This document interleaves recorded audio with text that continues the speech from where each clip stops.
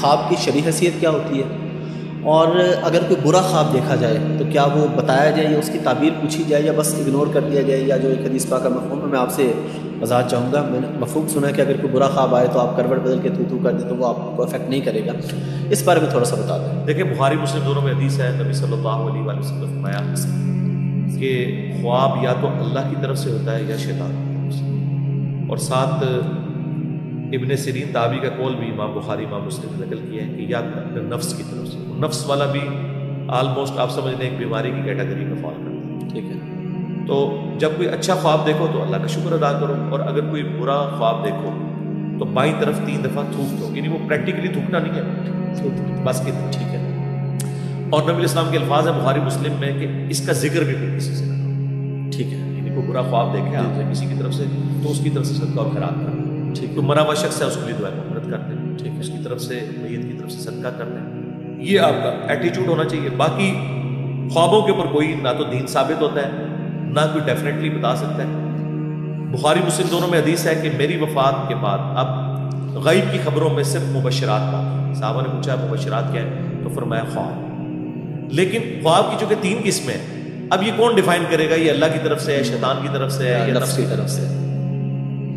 Definitely اس وقت پتہ چلے گا جب وہ واقعہ ایگزیکیوٹ ہوئے، یعنی اگر آپ نے کوئی خواب دیکھا اور پریکٹیکلی کچھ عرصے بعد وہ واقعہ ہو گیا،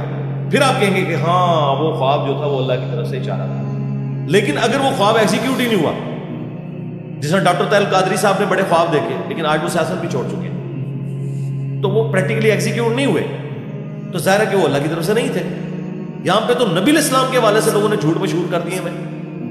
حالانکہ بخاری مسلم میں جو حدیث ہے کہ جس نے مجھے خواب میں دیکھا اس نے مجھے کو دیکھا، میری شکل میں شیطان نہیں آ سکتا۔ امام بخاری امام مسلم نے اس کے ساتھ ابن سیرین کا قول نقل کیا ہے کہ جب رسول اللہ کو ان کی اپنی شکل مبارک میں دیکھا جائے، کسی اور شکل میں نہیں،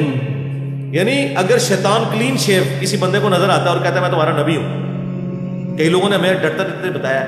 یار یہ کیسے ہو گیا، ہم نے کہا بھائی شیطان کو دیکھا آپ نے، وہ کہتے ہیں نبی نے تو اپنی شکل کی گارنٹی دیا، اور نبی کی جو اپنی شکل مبارک ہے وہ احادیث میں آئی ہے۔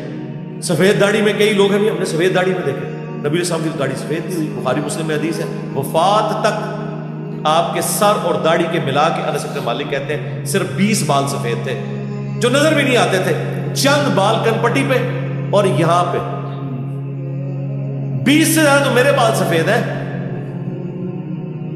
سر اور داڑھی کے ملا کے 20، تو سرکار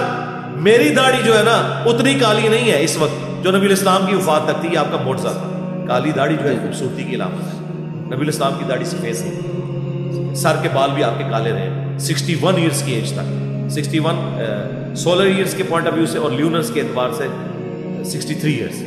تو یہ نبی علیہ السلام کا مقصد۔ تو لوگ کہتے ہیں ہم نے سفید داڑھی میں دیکھا، بھائی سفید داڑھی میں تو میں کہتا ہوں سیدہ عائشہ بھی دیکھیں نا تو پہلی دفعہ وہ بھی نہ حضور کو پہچان سکے، تم کیا بات کرتے ہو؟ نبی علیہ السلام کی جو اپنی شکل مبارک ہے اس کی گارنٹی ہے، اس لیے آپ دیکھیں ہر فرقے والا کہتا ہے میں نے حضور کو خواب میں دیکھا یہ بشارت مل گئی، دوسرا مانتا ہے نہیں مانتا، وہ کہتا ہے یہ آپ کے، تو یہ سب کا سب میرے بھائی بس، اور کئی لوگ تو جھوٹے خواب ہیں۔